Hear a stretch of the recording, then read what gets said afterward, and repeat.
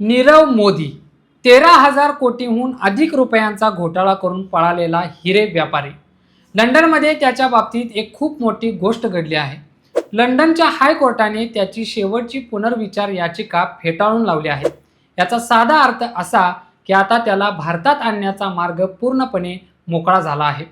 पण प्रश्न हा आहे की 7 वर्ष लागली तरी हा माणूस भारतात का येत नव्हता, आणि आता असं काय घडलं की ब्रिटनने त्याला भारताच्या हवाली करायचा निर्णय घेतला. या सगळ्या प्रश्नांची उत्तरं आज आपण शांतपणे समजून घेऊया.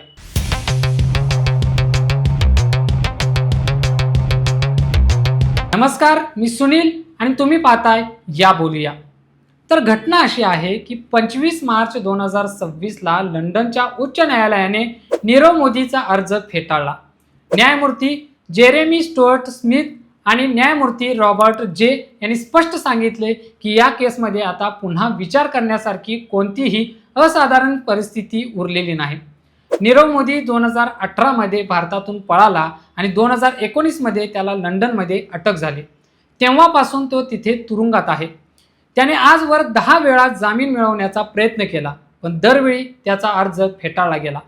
आता आपण थोडं मागे जाऊया. हा सगळा प्रकार नक्की काय होता? पंजाब नॅशनल बँकेच्या मुंबईतल्या ब्रॅडी हाऊस शाखेत हा घोटाळा झाला. नीरव मोदी आणि त्याच्या कंपन्यांनी बँकेच्या काही अधिकाऱ्यांशी हातमिळवणी केली होती. त्यातला मुख्य माणूस होता गोकुळनाथ शेट्टी. हा माणूस बँकेत डेप्युटी मॅनेजर होता आणि तो तब्बल 7 वर्ष एकाच जागी बसून होता. या लोकांनी काय केलं? त्यांनी लेटर्स ऑफ अंडरटेकिंग म्हणजेच LOUS चा वापर केला. सोप्या भाषेत सांगायचं तर हे बँकेने दिलेलं एक प्रकारचं हमीपत्र असतं. या पत्राच्या आधारावर नीरव मोदीने परदेशातल्या बँकांकडून कर्ज घेतलं. इथे एक मोठी तांत्रिक लबाडी केली गेली. हे व्यवहार बँकेच्या स्विफ्ट प्रणालीतून केले गेले, पण त्याची नोंद बँकेच्या मुख्य संगणक प्रणालीत म्हणजेच कोअर बँकिंग सिस्टीममध्ये केलीच नाही. त्यामुळे बँकेच्या ऑडिटर्सना वर्षानुवर्षे काहीच कळलं नाही. जेव्हा गोकुळनाथ शेट्टी निवृत्त झाला आणि तिथे एक नवीन अधिकारी आला, तेव्हा हा सगळा प्रकार उघड झाला.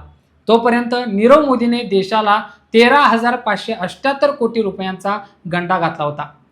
घोटाळा उघड व्हायच्या आधीच नीरव मोदी देश सोडून पळाला, पण तो सापडला कसा? ही गोष्ट खूप रंजक आहे. 2019 मध्ये लंडनच्या रस्त्यावर द टेलिग्राफच्या एका पत्रकाराने त्याला पाहिलं. नीरव मोदी तिथे 9 लाख रुपयांचं ऑस्ट्रिच चामड्याचं जॅकेट घालून फिरत होता.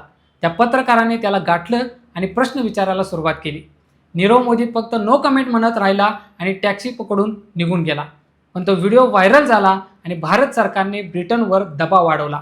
त्यानंतर 19 मार्च 2019ला त्याला लंडनमध्ये अटक झाली. गेली 7 वर्ष नीरव मोदीने भारतात येणं टाळण्यासाठी अनेक कारणं दिली. पहिलं कारण होतं त्याचं मानसिक आरोग्य. त्याने सांगितलं की तो खूप नैराश्यात आहे आणि भारतात गेलं तर तो आत्महत्या करेल. दुसरं कारण होतं भारतातील तुरुंगांची अवस्था. त्याने कोर्टात सांगितलं की भारतातील तुरुंग सुरक्षित नाहीत, तिथे छळ होतो आणि मानवी हक्कांचं उल्लंघन होतं. या काळात एक संजय भंडारी नावाच्या माणसाची केस झाली होती. ब्रिटनच्या कोर्टाने संजय भंडारीचं प्रत्यार्पण थांबवलं होतं, कारण भारताच्या तपास यंत्रणा चौकशी दरम्यान छळ करतात असा निष्कर्ष कोर्टाने काढला होता. नीरव मोदीने याच मुद्द्याचा आधार घेतला. त्याला वाटलं की आपल्यालाही आता सूट मिळेल. पण इथेच भारत सरकारने एक मोठी खेळी केली. भारताने ब्रिटनला लेखी आश्वासन दिलं की नीरव मोदीला भारतात आणल्यावर त्याची कोणतीही तपास यंत्रणा कोठडीत घेऊन चौकशी करणार नाही.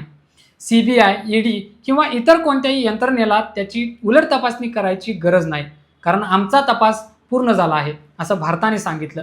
भारताने आणखी एक गोष्ट स्पष्ट केली. नीरव मोदीला मुंबईच्या आर्थर रोड कारागृहातल्या बॅरक 12 मध्ये ठेवलं जाईल. ही तीच बॅरक आहे जिथे अजमल कसाबला ठेवलं होतं. ही जागा सुरक्षित आहे, तिथे CCTV आहेत, तिथे पुरेसा प्रकाश आणि हवा आहे, असं भारताने कोर्टाला पटवून दिलं. तिथे त्याला 24 तास वैद्यकीय मदत आणि वकिलांची भेट घेण्याची सोय असेल, असेही लेखी दिलं गेलं. ब्रिटनच्या कोर्टाने हे मान्य केलं की भारत सरकारने दिलेली ही आश्वासनं विश्वासार्ह आहेत. भारताने असंही सांगितलं की जर नीरव मोदीला दुसऱ्या कोणत्या तुरुंगात हलवायचं असेल तर आम्ही आधी ब्रिटनची परवानगी घेऊ. यामुळे नीरव मोदीचे सर्व कायदेशीर मार्ग आता संपले आहेत. तसं पाहायला गेलं तर नीरव मोदीकडे अजून एक छोटासा रस्ता उरलाय, तो म्हणजे युरोपियन मानवी हक्क न्यायालय. तिथे तो नियम 39 अंतर्गत धाव घेऊ शकतो.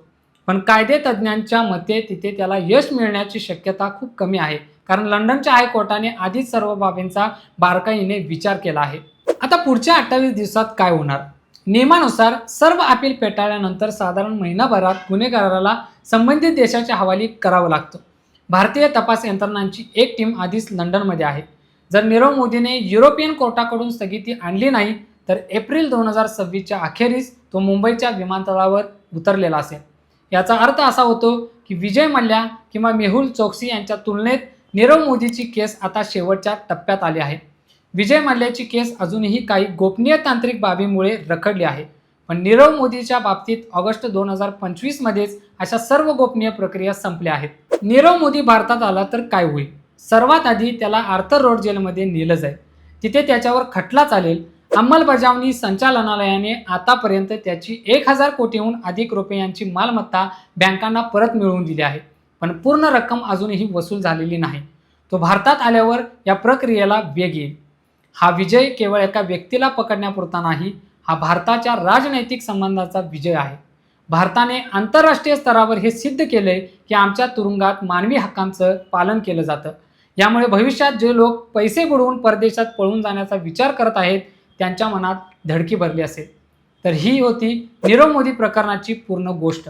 आता फक्त काही दिवसांचा अवधी उरला आहे. 7 वर्षाचा हा लढा आता संपण्याच्या मार्गावर आहे. ही चर्चा इथे संपते आहे, पण हा विषय इथे संपत नाही. तुम्हाला वाटत असेल की अशा घटनांचा अर्थ समजून घेणं गरजेचं आहे तर हा व्हिडिओ लाईक करा आणि इतरांपर्यंत नक्की पोचवा.